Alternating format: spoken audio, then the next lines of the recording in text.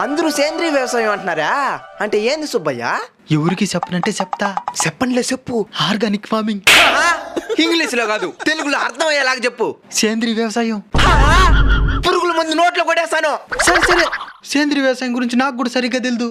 చిన్నప్పటి నుంచి వ్యవసాయం చేస్తున్నాం, మన కళ్ళ ముందే చాలా మారిపోయినాయి కదా. నిజమే రంగయ్య, ఒకప్పుడు మా పక్కింటి అమ్మాయి నన్ను చూసి పక్క నవ్వుతునింది. ఇప్పుడు అసలు పట్టించుకునేది కూడా. నేను చెప్పేది ప్రకృతి గురించి, పక్కింటి అమ్మాయి గురించి కాదు. ఈ వ్యవసాయం చేసి నష్టపోతున్నామే గాని రూపాయి లాభం లేదు.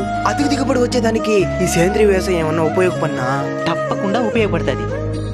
అసలు ఈ సేంద్రీయ వ్యవసాయం అంటే ఏంటి? ఎలాంటి కెమికల్స్ వాడకుండా ఆవు మూత్రం, పేడ వంటి సహజమైన వాటితో పంట పండించడాన్ని ఆర్గానిక్ ఫార్మింగ్ అంటారు. ఓహో. కెమికల్ మందులు వాడడం వల్ల నేల సారవంతాన్ని కోల్పోతుంది, పంట కలుషితమైపోతుంది. ఆ పంట తిన్న ప్రజలు అనేక రకాల వ్యాధులకు గురవుతున్నారు. ఈ సమస్యలన్నిటికీ